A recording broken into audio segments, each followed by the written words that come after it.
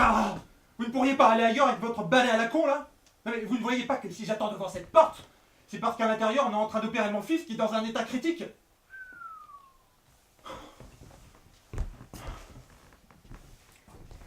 Sachez, monsieur, que vous venez de parler au professeur Kamilevitch.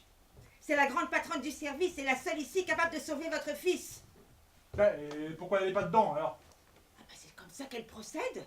Par humilité, elle lessive toujours le sol avant d'opérer un patient. Elle passe incognito entre les gens pour se faire humilier, ce qui lui permet ensuite de savourer la plus douce des vengeances. Et vous, vous venez de l'humilier. Oh, vraiment? Mais qu'est-ce que j'ai fait, là? Qu'est-ce que j'ai fait? Pardonnez-moi, professeur Kamilevitch! Oh, professeur Kamilevitch! Professeur Kamilevitch! Oh, je vous supplie de me pardonner et d'aller sauver mon fils. Pardon, pardon, je vous en supplie. Pardonnez-moi, s'il vous plaît, pardonnez-moi. Sauvez mon fils. Oh, professeur Kamilevitch, sauvez mon enfant. Maintenant, vous saurez ce que c'est que d'humilier le professeur Kamilevitch. Oh, oui, oui, je le saurai. Mais comment ai-je pu savoir que vous étiez le professeur Kamilevitch? C'est votre problème. Tout homme doit avancer dans la vie en considérant son prochain comme s'il était le professeur Kamilevitch. Le professeur Kamilevitch, parfaitement. Mais votre chat est peut-être le professeur Kamilevitch sans que vous en doutiez. Oui, même mon chat est le professeur Kamilevitch. Mais vous, pardonnez-moi.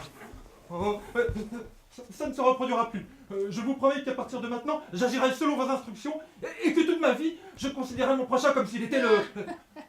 On se mord les doigts. Oh oui, on s'est mort. Ah, et comment? Ah, très fort, très très fort.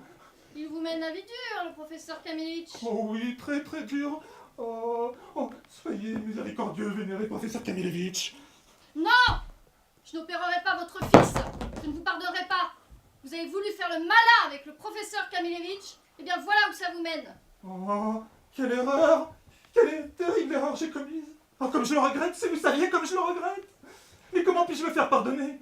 Le monde entier va apprendre ce que c'est que de faire le malin avec le professeur Kamilevitch. Non et non, pas de quartier. Pas avec Kamilevitch, mesdames et messieurs. Pas avec Kamilevitch, mesdames et messieurs! Pardon? Mais qu'est-ce que vous croyez, imbécile? Combien de temps pensez-vous que je vais rester là à me répandre en excuses à vos pieds? Hein? Vous ne savez pas qu'on ne peut pas s'excuser éternellement?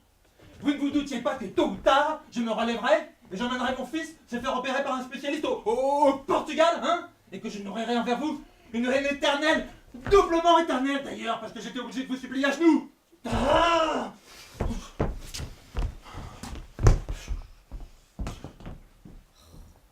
Mais je vous l'avais bien dit, vous pouvez pas continuer comme ça. Ça fait 20 ans que vous balayez le parterre et vous attendez de vous faire insulter pour que les gens vous demandent pardon. Ben, ça vous met peut-être du baume au cœur, mais ça se termine toujours pareil. Les gens vous crachent à la figure, s'en vont, et vous, du coup, ben, vous continuez à balayer le parterre. D'ailleurs, vous vous en souvenez comment on opère un malade? Non, je n'opérerai plus jamais et je continuerai à nettoyer le parterre. Un jour, ils le regretteront tous.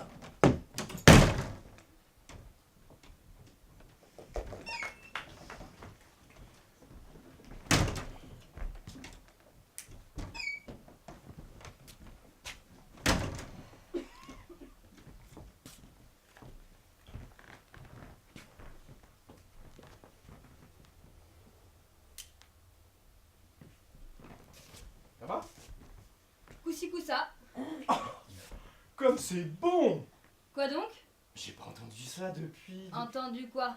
Ma mère disait ça. Disais quoi? Coussi, coussa. Vous avez un Kleenex? L'émotion là. Merci. Pas de quoi? Tu sais, tu m'as. Bon, tu tutoies? Si tu veux, enfin, si vous voulez, quoi. Tu m'as rappelé ma mère. Un flash, un éclair blanc. Ma mère. Ah bon? Elle était comme toi. Ah bon, vraiment? Rappelé. Rabelais? Et moi, mon Dieu, je t'ai même pas demandé. Quoi? Bah, et toi? J'ai pas connu ma mère. Ah, t'es une mère inconnue. Ah non, mon père l'a connue. Ah, et toi, t'as connu ton père? C'est mon père qui m'a reconnue. C'est palpitant. Ouais. T'es enfant trouvé? Je suis pupille Pupille? de la nation. Et maintenant? Maintenant quoi? Bah, t'habites où maintenant? Barbès. Bah, c'est direct. Bon. Et malgré ça, alors, coup-ci comme ça, comme disait madame ta mère. Ah non, comme disait ta mère. Tu dis? Je dis comme disait madame votre mère. Moi, j'ai pas connu la mienne, donc Ouais, mais t'as connu ton père. Mon père, pas ma mère. Mais je sais que ton père est pas ta mère. Mais ton père a pu te dire que ta mère disait coup-ci coup-ça à tout bout de champ et que ça finissait par lui taper sur les nerfs. Pas ma mère, mais ta mère. Bon, mais ça va, on va pas s'engueuler pour si peu. De toute façon, ma mère disait que des conneries et puis c'était une grosse vache. Ah bon? Physiquement aussi? Surtout physiquement, ouais. Je suis désolée, mais on peut pas parler comme ça de sa mère. Hein. T'as connu ni ta mère ni la mienne. Alors, camembert. Une mère reste une mère. Je te dis que ma mère ne disait que des conneries et qu'elle m'a pourri la vie jusqu'à en crever. Point final, ok? Ok. Et à part ça va? Aussi. Coup ça. Ouais. C'est dingue, hein. Par la magie d'un mot, me voilà rétropropulsé au fin fond des verts pâturages de mon enfance choyée. Merci. Pas de quoi? Si. C'est fou, hein? Quoi? Parce que vous pouvez lui ressembler. Allez, au plaisir, grande vache.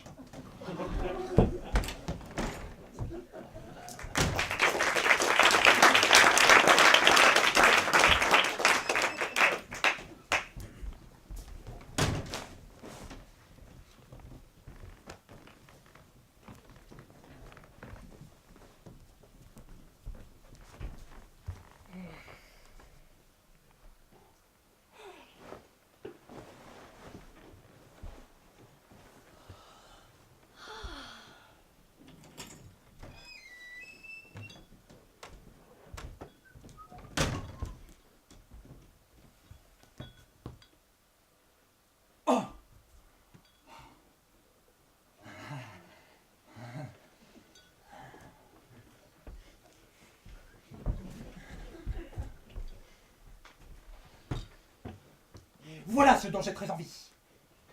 C'est à moi? Oui, mais j'en ai très envie quand même. Impossible! Ah, c'est dommage parce que j'en ai terriblement envie. Oui, mais c'est terriblement impossible, ça lui appartient, vous comprenez? Je comprends et j'en suis profondément désolé.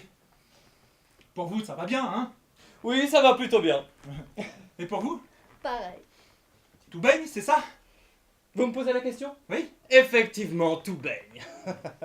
Vous me posez la question aussi? Oui. Tout baigne. Ah, quel dommage que je ne sois pas vous. Eh oui, j'avoue que c'est génial d'être moi. L'apothéose, oui. Et être moi, c'est pas vraiment génial, hein? Vous me posez la question? Oui. Pas génial du tout. Est-ce que vous me posez la question à moi aussi? Ah, pourquoi pas? Alors je confirme.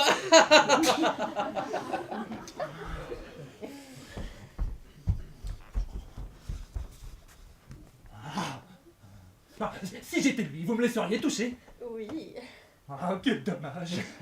Mais puisqu'il n'est pas moi, tu ne le laisseras pas toucher, n'est-ce pas? évidemment. Ceux qui sont moi, tu les laisseras toucher. Les autres, que dalle. Exactement. C'est génial, non? Tu me poses la question à moi ou à lui? À toi et après à lui. Oui, c'est génial. Ouais, c'est ça, c'est génial, ouais. Vous avez compris la différence entre vous et moi? Oh que oui.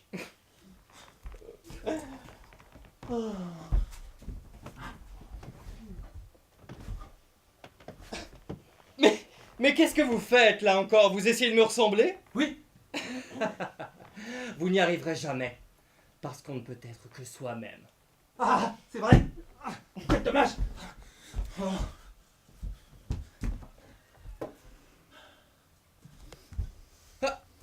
Ça y est, il en a fini avec son admiration. Et je regrette qu'il ne puisse pas rester éternellement béat devant moi. Mais c'est que je dois aussi m'occuper de moi. Et en plus, j'ai des courses à faire. Ah, désolé, je ne peux pas garder la bouche ouverte. De toute façon, je ne peux pas la garder ouverte indéfiniment vu que je dois la ouvrir ce soir pour dîner, hein. Pour dîner? C'est quand même désolant, tous ces gens qui doivent manger et tout le bazar, non? Ouais, bah, si j'étais vous, je resterais là, hein. Ça tombe sous le sens. Ça tombe sous le sens. C'est ce qui m'attriste au plus haut point. Tout de même, tu m'as, moi. Oui, effectivement. Je l'ai, elle. Donc pas vraiment de regrets. Je comprends. Eh bien, au revoir. Moi, j'en ai des regrets. Ah, quel dommage. Vraiment, quel dommage, hein. Et encore une fois, quel dommage.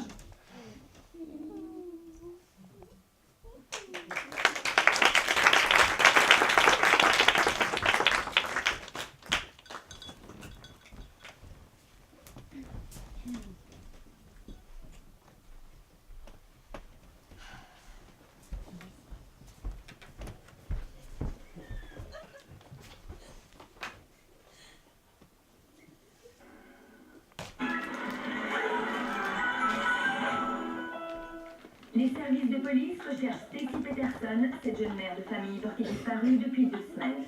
Son mari, le sergent de police Drew Peterson, est maintenant considéré comme suspect. Selon les enquêteurs, il ne s'agirait plus d'une simple disparition, mais probablement d'un homicide. Elle-même, entrez, je vous en prie. Bonsoir, je suis désolée de vous déranger à une heure aussi tardive. Aucun problème, je vous en prie, asseyez-vous. Merci, merci. Je ne vais pas vous embêter très longtemps, Madame Potrouche. Je suis juste venue clarifier un détail concernant mon fils Eliaou Marcus. Vous l'avez comme élève. Vous êtes la mère d'Eliaou Marcus, enchantée. Eliaou est un excellent élève. Merci. Mais alors, depuis un certain temps, le problème c'est qu'il revient à la maison et me raconte des choses auxquelles j'ai un peu de mal à croire. Eliaou, mais c'est un enfant tellement... Et c'est bien pour ça. Moi aussi, au début, quand il a commencé à me débiter ses élucubrations, j'étais très étonnée. J'avoue que je n'ose même pas vous les répéter. Ça va sans doute vous faire rire.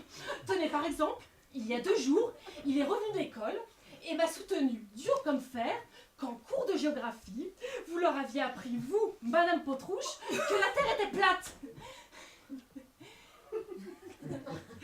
C'est drôle, non?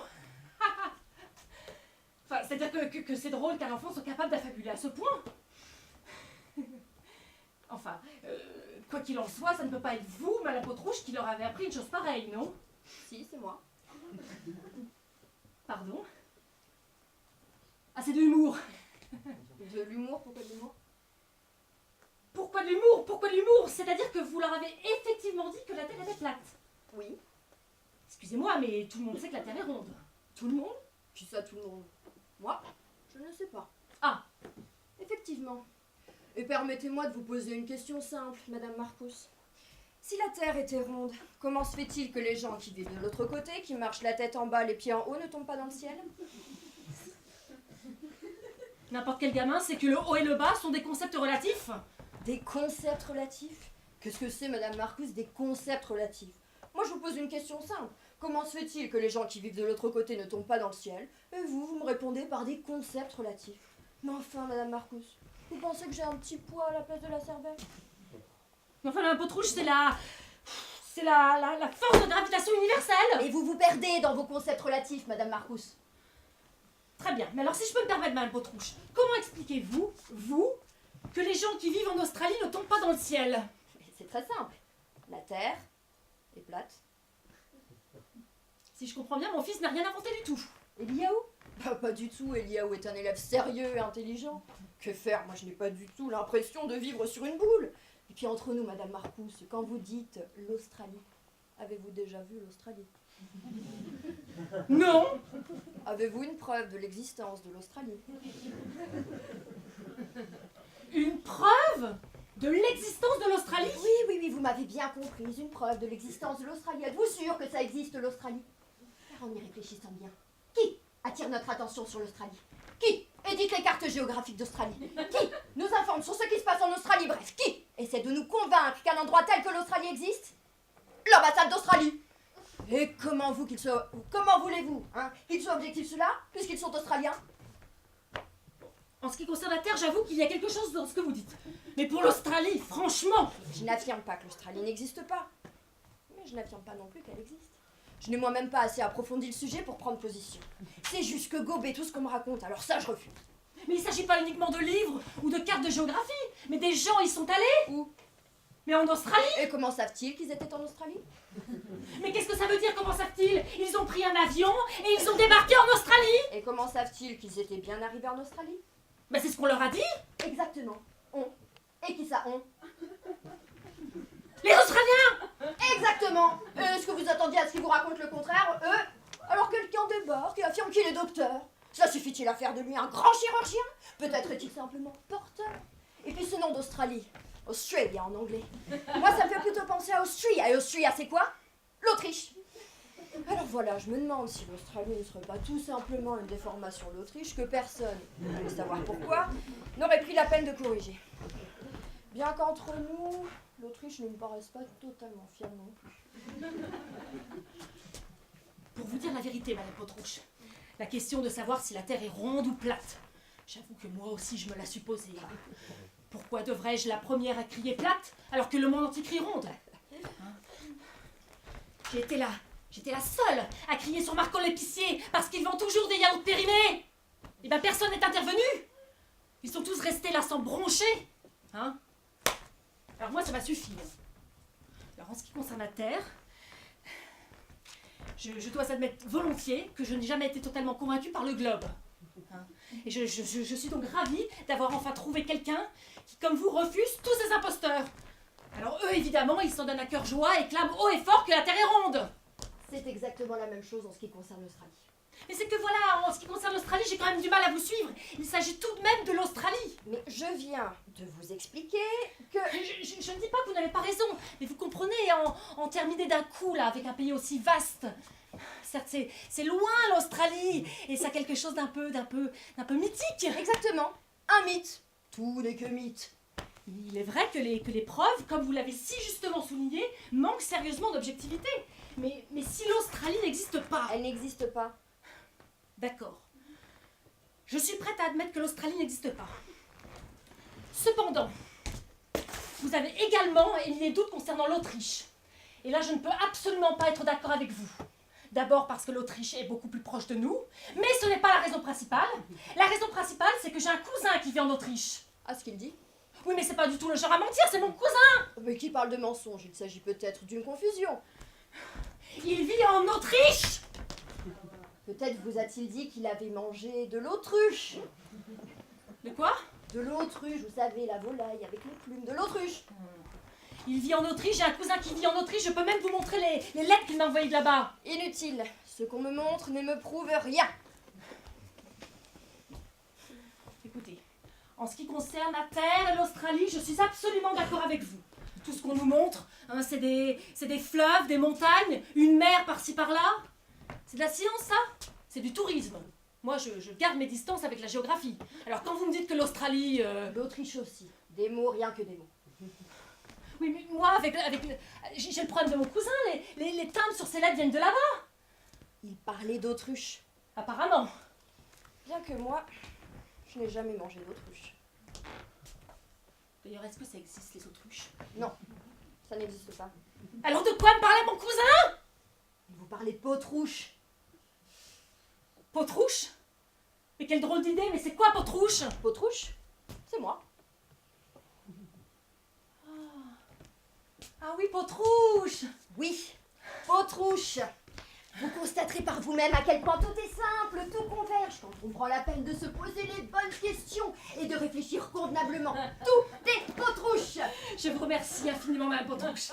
J'étais ravie de faire votre connaissance. Excusez-moi encore de vous avoir dérangé. Oh, mais aucun problème. Eliaou est un excellent élève. Vous lui direz bien de ma part que tout est potrouche. Je n'y manquerai pas. Je vous souhaite une bonne nuit. Tout est potrouche.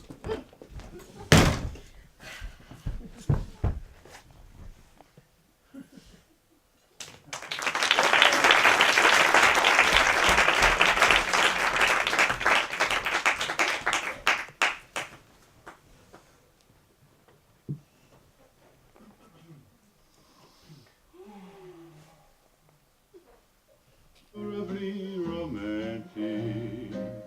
If they're told to me all covered with sighs, the wildest of Ah non, pas ce soir. J'ai mes éclairs d'estomac. Oh, tu as toujours des écrans d'estomac quand tu arrives devant la porte. Ah ouais, mais ce soir plus que d'habitude. Hein. Et puis je me demande si je suis pas en train de tomber malade. J'ai froid. De plus en plus froid. Peut-être la grippe. Oh. Je veux juste voir si tu as de la fièvre. Pas du tout.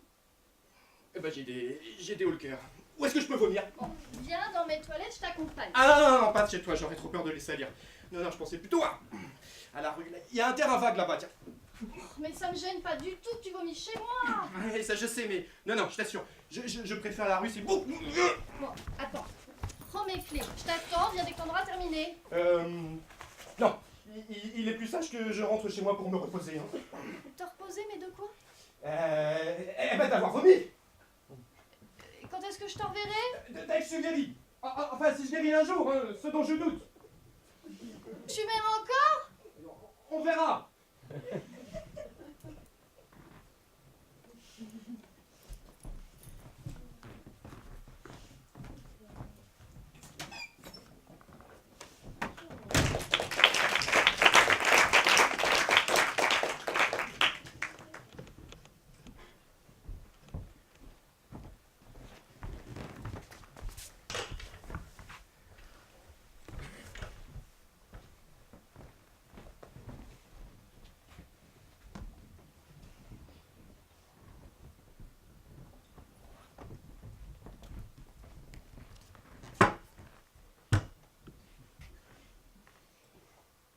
Ah, tu sais, oh, c'était un grand repas de famille, je sais pas moi. Bon, il devait être une dizaine à table, tu vois.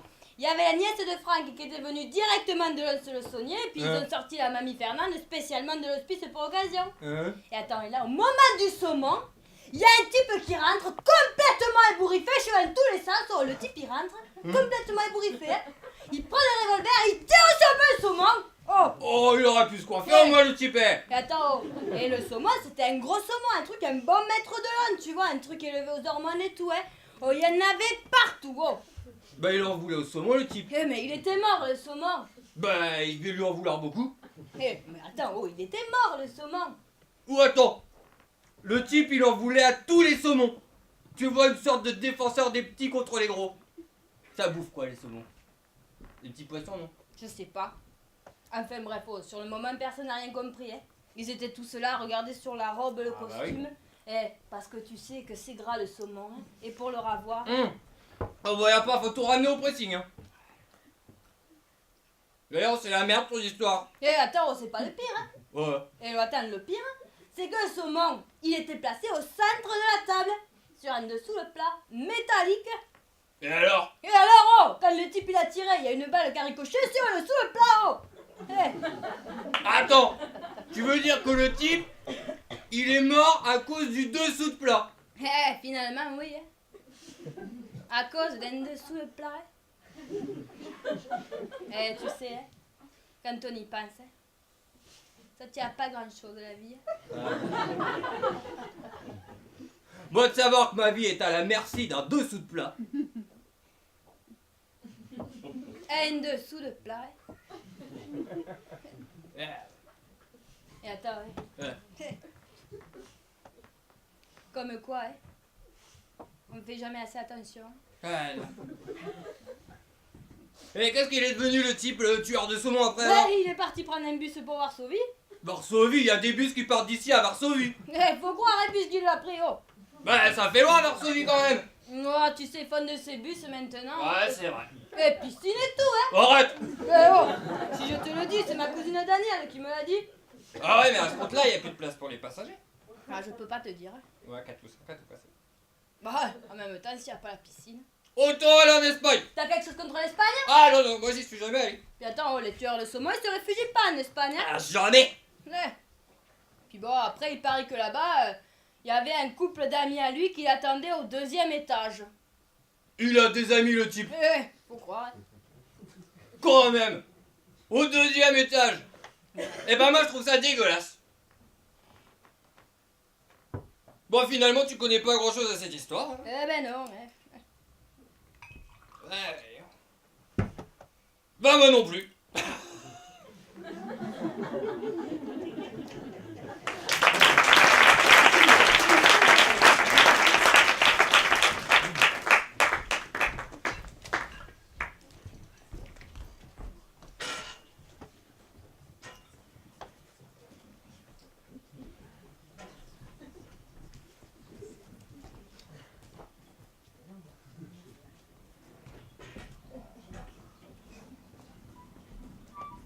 Je suis restée sur le quai et mon mari est monté dans le train.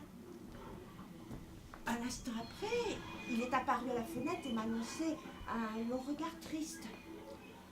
Lorsque son train s'est ébranlé, il s'est éloigné petit à petit, sa silhouette rétrécissait. Emporté par son wagon, il a rétréci de plus en plus jusqu'à n'être qu'un point qui s'est finalement évanoui dans le lointain. J'ai tourné les talons.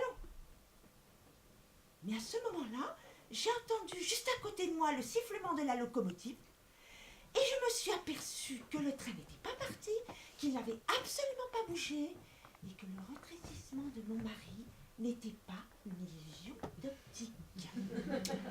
Je me suis approchée de la fenêtre du compartiment, j'ai passé la tête à l'intérieur. Une femme qui était assise là m'a demandé si par hasard je ne cherchais pas le monsieur qui avait rétréci. Celui qui venait de disparaître dans le cendrier mural.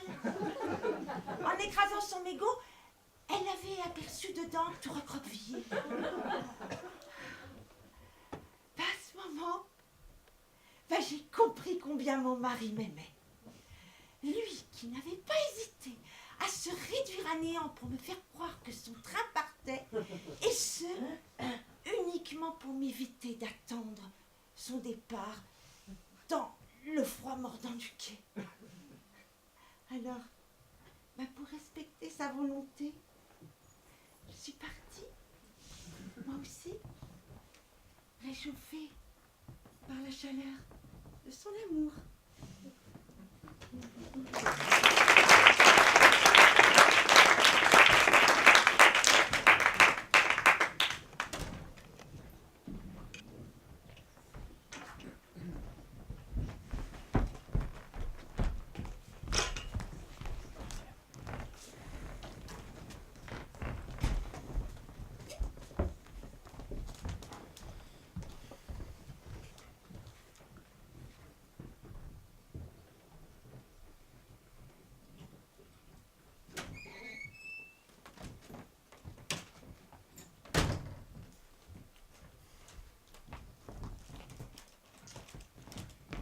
Tu te souviens du docteur Kurtz?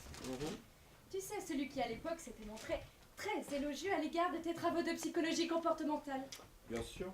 Il est arrivé quelque chose, il est mort. Non, c'est juste que je viens de le croiser dans la rue. Tu sais ce qu'il m'a dit? Qu'il était au regret de m'apprendre que tout ce qu'il avait écrit à ton sujet s'était révélé par la suite erroné. Il est désolé, mais tes travaux sont d'appui totale nullité. Il a d'ailleurs ajouté que cela se faisait au moment qu'il te cherchait pour m'en informer. Sérieusement, c'est ce qu'il a dit? Que mes travaux étaient de la plus totale nullité? Il admet qu'à l'époque, tes conclusions l'avaient fortement impressionné. Mais elles étaient tellement superficielles qu'elles n'ont pas résisté à l'épreuve du temps. Aujourd'hui, son erreur d'appréciation lui a sauté aux yeux. Ouais. À l'époque, il n'était pas le seul à louer mes travaux. On n'a pas arrêté de me féliciter. Eh bien, figure-toi que ta chef de service, une certaine Madame Mouzalak, docteur Mouzalak, a téléphoné pas plus tard qu'hier. Et qu'est-ce qu'elle voulait? Me prévenir de la terrible erreur qu'elle avait faite. À mon sujet? Oui, elle qui ne s'est jamais trompée sur rien, avoue avoir été totalement aveuglée par tes travaux. À l'époque, elle croyait que tu valais quelque chose, mais elle se rend compte aujourd'hui à quel point elle s'est trompée. Enfin, comment est-ce possible? Elle n'avait pas d'yeux, pas de cerveau? Si, mais elle était très fatiguée, tu comprends.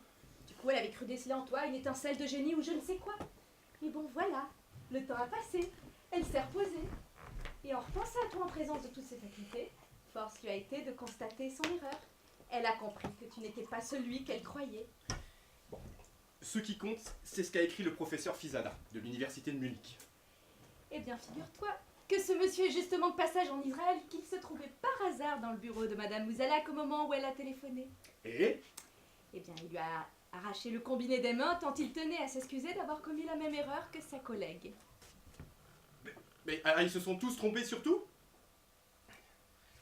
Il a parlé d'une erreur totale, définitive et fondamentale.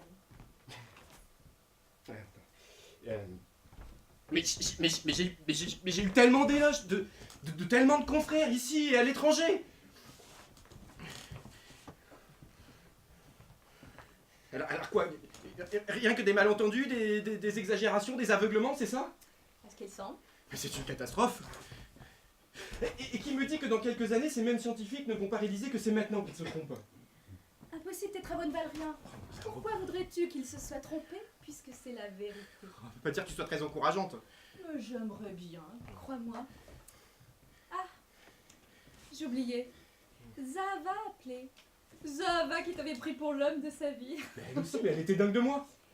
Elle a compris qu'en réalité, tu l'as dégoûtée. Mais non, c'est pas possible. Elle a même tenté de se suicider quand je l'ai quittée. Eh bien, figure-toi que quand je lui en ai parlé, elle explosait de rire. En fait, c'était à cause de notre homme qu'elle voulait se suicider. Mais elle avait cru par erreur que c'était à cause de toi. Mais qu'est-ce qui m'arrive tout d'un coup? Le monde entier n'a surestimé qu'une seule personne et c'est moi? Je suis la seule et unique erreur dans tout l'univers, c'est ça? À ce qu'il semble. Bon, alors, ok. Ils se sont tous trompés à mon sujet et ils ont tous changé d'avis, c'est d'accord. Mais à quoi bon ce besoin de le clamer sur tous les toits? On s'est trompé et alors? Ne peut-on pas laisser courir une erreur tranquillement? Quand je pense que j'avais tout misé sur le fait que j'étais pas n'importe qui. C'était une erreur. Ça va, pas la peine d'assister. Si, il faut que toi aussi, tu comprennes que tu t'es trompé sur toi-même comme tous les autres. Et si tous les autres changeaient d'avis dans 100 ans? Impossible, ça n'arrivera pas. Mais supposons. Et alors dans 200 ans, ils rechangeront d'avis, ils diront à nouveau qu'ils se sont trompés. Mais en ce qui te concerne, c'est impossible, ça n'arrivera pas. Et moi je serais une merde ou un génie selon que... Tu as bien ton minimum. Un point de non-retour dont on ne revient pas. Valor va faire le yo-yo au fil des générations à venir. Et moi la seule chose qui va me rester à faire c'est, de ma tombe, observer avec anxiété mes fluctuations comme les cours de la bourse. Mais quel cauchemar!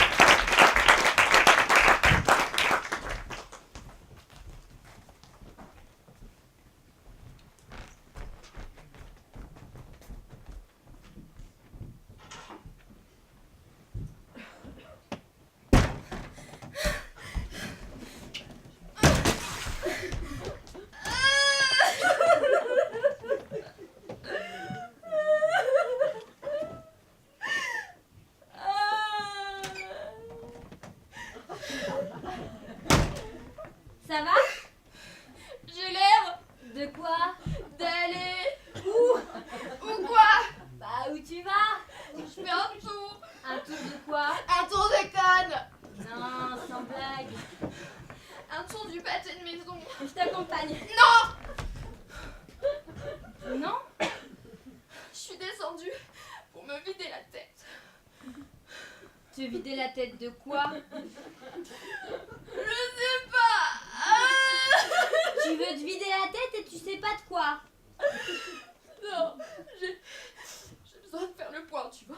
Ah oui, moi je vois mieux de loin, mais il faut des lunettes pour voir de près. Tu serais pas en train de me prendre la tête là? Moi? Je te dis que j'ai besoin de faire le point. En faisant le vide, c'est ça? Voilà. Tu me suis? Ok, moi j'ai rien à faire. Non, je te demande si tu me suis intellectuellement. Ah, ça oui. Enfin non. Qu'est-ce qui t'échappe? Ta méthode. Quelle méthode? Ben, faire le vide pour faire le point. J'ai des soucis. De gros soucis. Ah, À quoi? bah ça va pas alors. Eh ben non. Tu veux qu'on en parle? Non. Tu veux pas parler de ce qui va pas? Voilà. En fait, tu veux te vider la tête, histoire de voir deux visus qu'il y a à l'intérieur. Si tu C'est veux. ça? Si tu veux. Tu vois, ça aide de causer. Ça aide en quoi? À faire le point. J'ai juste besoin de marcher, de solitude et de me vider la tête. Moi, pareil. Pareil quoi? J'ai besoin d'être seule. Eh ben profites-en alors. Casse-toi. J'aime bien être seule, mais avec quelqu'un. À moi. Tu vas par où? Par là. Bon, moi je vais par là. Si t'as réfléchi, on se retrouve derrière et on reprend la conversation en cours, à savoir l'examen, ce qui va pas dans ta tête, ok?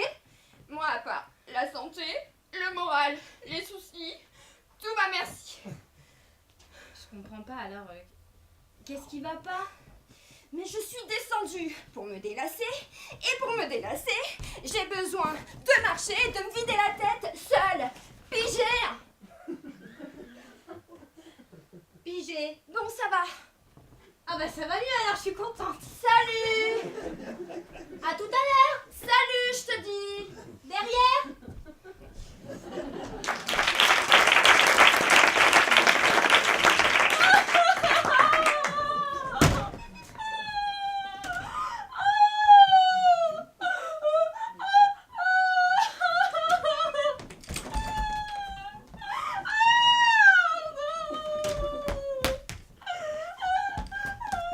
Ça va? Super, tu dis ça d'un ton. Quel ton! Et avec une gueule. Qu'est-ce qu'elle a, ma gueule? T'as une gueule à faire peur. C'est ma seule gueule, j'en ai pas d'autre, désolée. Tu pourrais faire un effort. Quel genre d'effort? Sourire. Pourquoi faire? Ah, pour que je puisse te croire. Si j'ai pas envie de sourire! Bah sois franche alors. C'est-à-dire? Réponse ça va pas et pas super. Si je te dis que ça va, c'est que ça va, si je dis que c'est super, ok? Je te crois pas. Que tu me prononces, je m'en tape, d'accord? Ah, ce que j'en dis c'est pour toi, hein. Merci! Y a pas de quoi.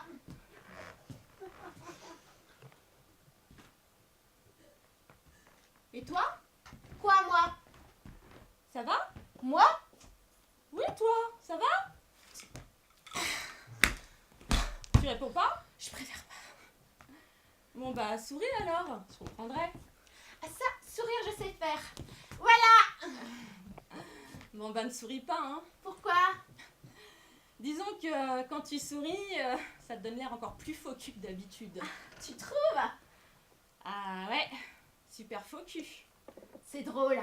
Qu'est-ce qui est drôle? Ça fait des us qu'on se croise, tu m'as jamais dit ça. Je t'ai jamais dit quoi? Que j'avais l'air faux cul quand je souriais. Pas que quand tu souris d'ailleurs. Ah bon? Disons que quand tu souris, ça se voit plus que d'habitude. On m'a jamais dit ça. Eh ben on a eu tort! T'as pas une glace? Comment ça, une glace? Bah un truc, un miroir pour se voir dedans. Pourquoi faire? Pour vérifier si j'ai l'air faux cul en souriant. Tu vérifieras ça demain en te maquillant? Oui mais j'ai peur qu'en ton absence je perds mon air super faux cul. C'est moi qui t'inspire? Absolument. C'est un joli compliment. Ah mais en prime t'as le droit à un sourire. Arrête, c'est trop! Tu le mérites. Bon ben, super alors. C'est ça, super. Et bonjour chez toi s'il y a personne. Y a personne. Excuse alors. Y a pas de mal. On s'y fait. Porte-toi bien. Et toi change de gueule. Salut faux cul. Salut morue.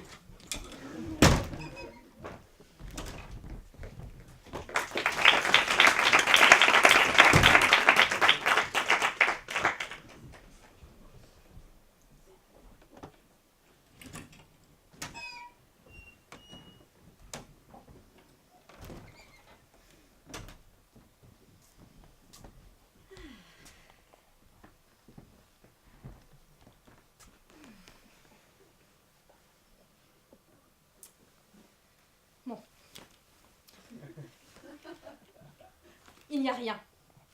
Puis-je appeler ce petit rien Dani chérie? Bien sûr que non. S'il n'y a rien, il n'y a pas non plus de Dani chérie. Mais il aura suffi qu'un homme, en l'occurrence mon mari, me pénètre pour qu'en moi une cellule soit fécondée et commence à se diviser. Puis-je appeler cette division Dani chérie? Bien sûr que non. C'est encore trop tôt. Et si le processus s'arrêtait à mi-chemin? Ou s'orientait plutôt vers Lily chérie? Bon. La cellule continue à se diviser. Une vie se forme en moi. Puis-je l'appeler Dani chérie? Bien sûr que non. Il n'a pas encore de visage. Ses traits de caractère sont encore flous. Tout au plus, je peux l'appeler Embryon. Embri-bri. Embri-bri grandit et se développe. Il commence à nous ressembler à mon mari et moi. Et voilà qu'il naît. Il vient au monde et hurle. Est-ce Dani chérie qui hurle? Mais oui, c'est Dani chérie! Bien que nous n'ayons pas encore décidé, mon mari et moi, quel nom on lui donnerait. Alors pour le moment, on l'appelle mon bébé, mon choupinet, Ma petite crevette. Mais ce que je ressens déjà envers lui s'appelle Danny Chéri. Et d'ailleurs, c'est avec Danny Chéri que nous rentrons à la maison au bout de 8 jours.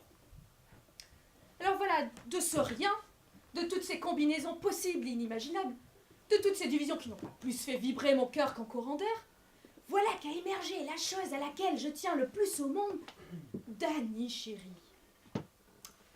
Il y a la Voie lactée, 400 espèces de grenouilles, la bombe nucléaire, et sur la même ligne de mire, partie intégrante du cosmos, il y a Danny Chéri.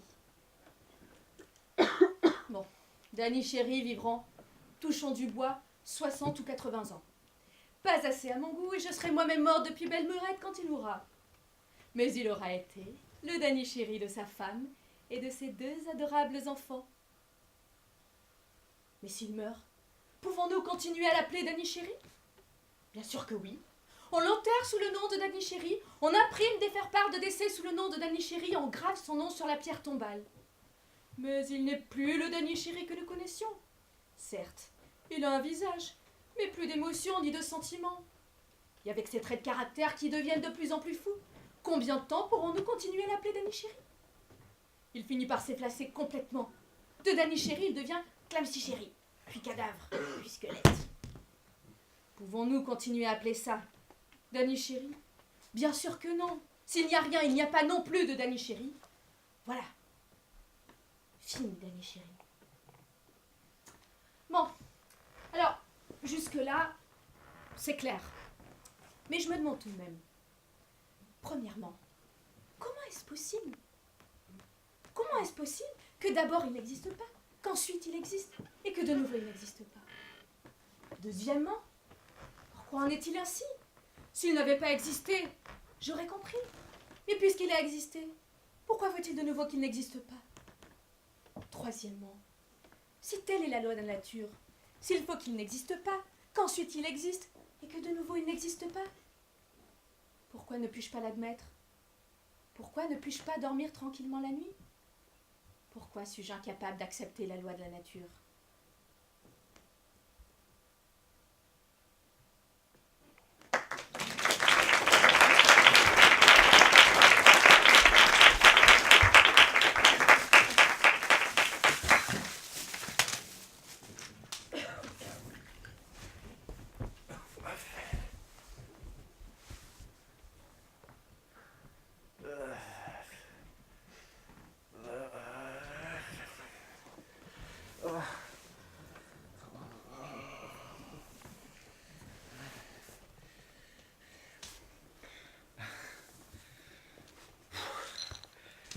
Je suis en ce moment dans un état d'extrême tension que je ne m'explique pas.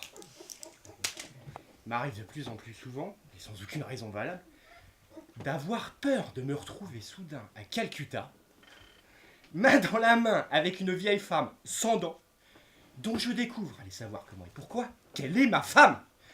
Alors...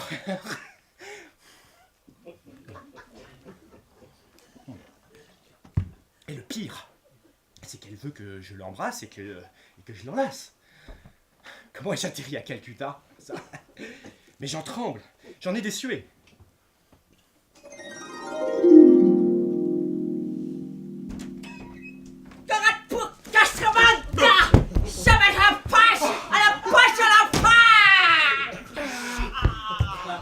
La voilà, la vieille indienne.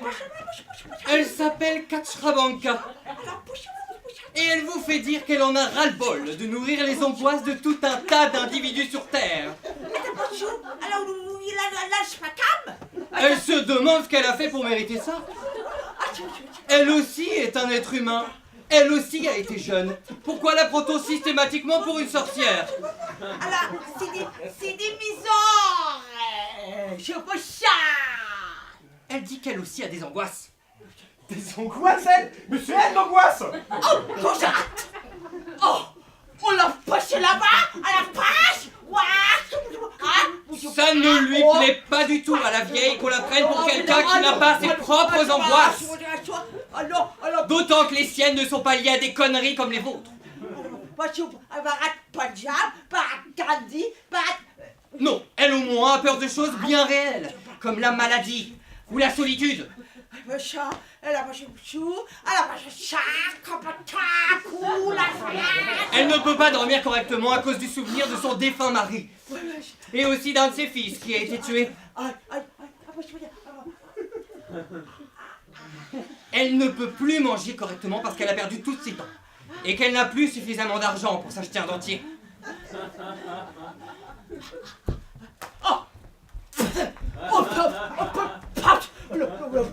Elle a très peur de mourir.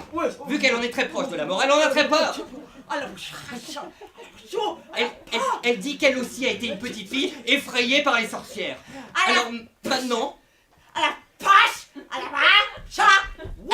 Alors maintenant, elle exige que son papa et sa maman viennent la chercher et la sauvent.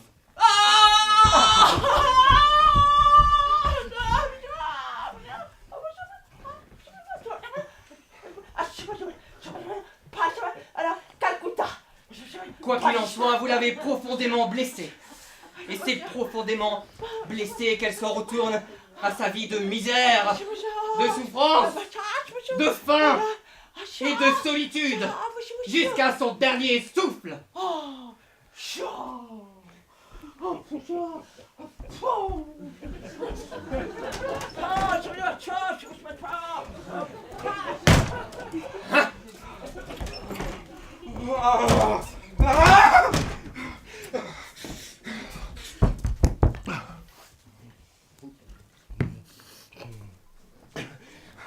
Maintenant, moi, non seulement je reste toujours dans cet état d'extrême tension que je ne m'explique toujours pas, mais à présent, me voilà écrasé par le poids d'une terrible culpabilité. Mais oui, je me sens coupable, entre toutes les vieilles femmes de Calcutta et du monde entier, que j'ai pas tenues entre les bras, que j'ai pas embrassées, que j'ai pas enlacées, avec lesquelles je ne me suis pas promené dans la rue. Et oui, je réalise que notre rôle dans ce bas monde, que notre seul et unique but dans notre existence, est d'épouser toutes les vieilles dentées de Calcutta, et de marcher main dans la main avec elles dans la rue. Tout le reste n'en est que la préparation.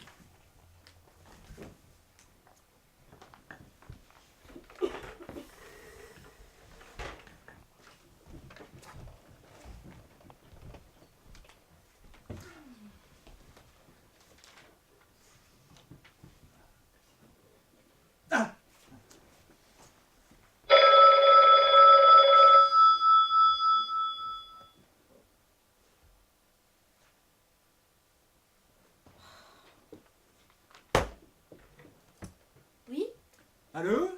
Est-ce que par hasard je parle avec Béba? Oui, c'est bien Béba. Bonjour Béba, Max à l'appareil. Qui? Max! Mais je connais pas de Max. Mais si, tu en connais un. Mais tu l'as peut-être oublié. On avait même envisagé de se marier, toi et moi. Ah, Max! Oui! C'est vraiment Max! C'est Max, oui! Mais qu'est-ce qui te prend de m'appeler comme ça tout à coup au bout de 15 ans? Ah bah, comme j'étais de passage en ville, je me suis demandé si tu m'attendais toujours. Franchement, Max, ça fait 15 ans. Ouais, évidemment, je m'en doutais. Mais qu'est-ce que tu espérais? Que le temps s'était arrêté? Bah, j'espérais... Bah, tu sais, hein, on espère, hein. Je me suis mariée il y a longtemps, Max. Ah, félicitations. Mais j'ai perdu mon mari. Ah, c'est-à-dire que tu es à nouveau... Non, je me suis remariée. Mais tu auras devenu veuve. Non!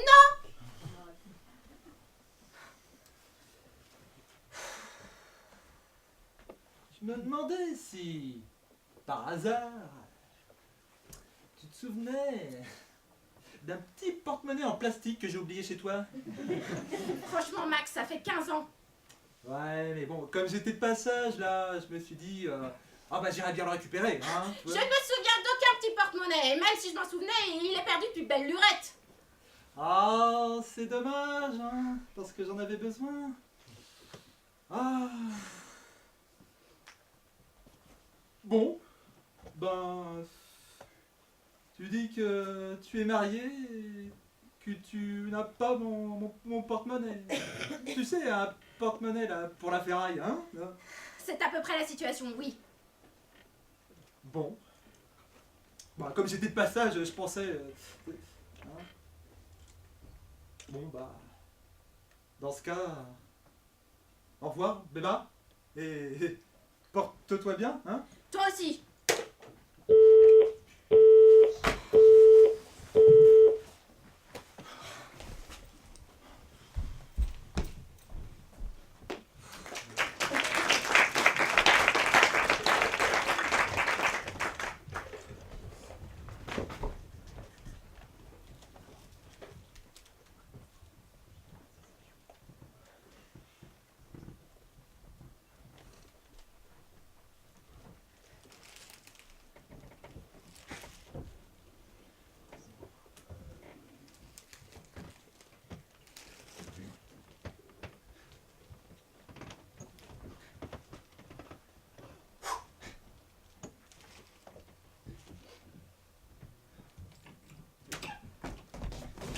Mademoiselle, excusez-moi, c'est avec une grande angoisse que je me permets de vous demander si nous pourrions convenir d'un rendez-vous. Que faites-vous samedi soir? Je suis prise. Et le samedi d'après? Je suis prise aussi le samedi d'après. Et dans 2 semaines? Désolée, mais je suis prise. Et vous êtes très occupé. À votre avis, Et dans 3 semaines? je suis prise. Dans 4 semaines? J'ai un rendez-vous. Avec un homme. À votre avis, Et dans 5 semaines alors? je suis prise. Dans 6? J'ai déjà un rendez-vous. Avec le même homme? À votre avis, Et dans 7 semaines alors? prise aussi. Dans 8? Pareil. Ah bah, là j'ai tout. J'ai... Attendez! Nous pourrions nous voir en semaine, que dites-vous de lundi? Ce lundi, Oui? j'ai déjà un rendez-vous. Alors mardi, mercredi, jeudi, vendredi de cette semaine. Je suis prise. Et avec le même homme que samedi soir? À votre avis, Dans ces cas-là, attendez. J'ai mon petit agenda. Que dites-vous de nous voir lundi, mercredi, jeudi, vendredi de la semaine prochaine? non. Toujours pas. Lundi, mardi, mercredi, jeudi, vendredi de la 3e semaine. Non. Lundi, mardi, mercredi, jeudi, vendredi de la 4e semaine. Lundi, mardi, mercredi, jeudi, vendredi de la 6e semaine. Mais non. J'ai oublié la 5e. Lundi, mardi, mercredi, jeudi, vendredi de la 5e semaine. Non. Bon, je passe directement à la 7e. Lundi, mardi, mercredi, jeudi, vendredi de la 7e semaine. Je suis prise. Lundi, mardi, mercredi, jeudi, vendredi de la 8e semaine. J'ai déjà un rendez-vous. Dites-moi si je me trompe. Vous êtes une femme super occupée. À votre avis, Bon bah là je crois que j'ai tout hein. La fille, la drague, la sueur, le cœur qui bat, les jambes qui flanchent, la diarrhée, l'échec total et inéluctable. Mademoiselle. Bon, bah là je vous ai proposé un rendez-vous pour août-septembre. Il va bien me falloir 7 jours pour m'en remettre. Autant vous dire que ma dernière semaine de juillet sera bien remplie. Oui, j'ai de quoi méditer pendant des nuits entières. Donc ce que je vous propose, puisqu'on en est là, c'est de vous proposer un rendez-vous lorsque je vous croiserai la première semaine d'août. Bon, dans le cas où on se croiserait pas la première semaine d'août parce que vous avez l'air un petit peu occupé, je vous propose de vous convenir d'un rendez-vous pour la 2e semaine. Et à ce moment-là, on pourra prévoir peut-être un rendez-vous pour octobre, novembre ou décembre. Bien que décembre soit une semaine assez chargée à cause des fêtes de fin d'année. Et j'imagine que vous pourriez sans doute pas me proposer un rendez-vous pour les fêtes de fin d'année. Et en plus, ce sera même pas à cause d'un homme. Et moi, je préfère en tout cas revoir tout ce genre de semaines. En fait, et plutôt à la 3e ou à la 4e semaine d'août, puisqu'on en est là. Donc maintenant, ce que je peux vous proposer, c'est juste de vous porter très bien. Au revoir.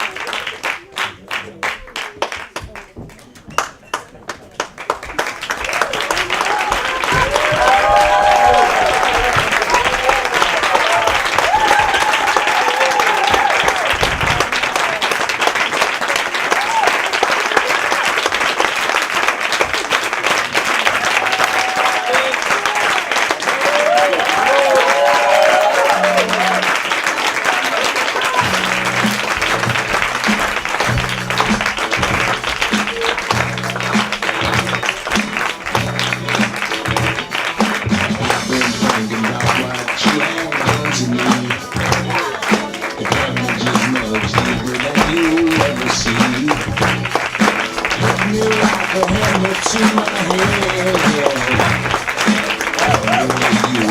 You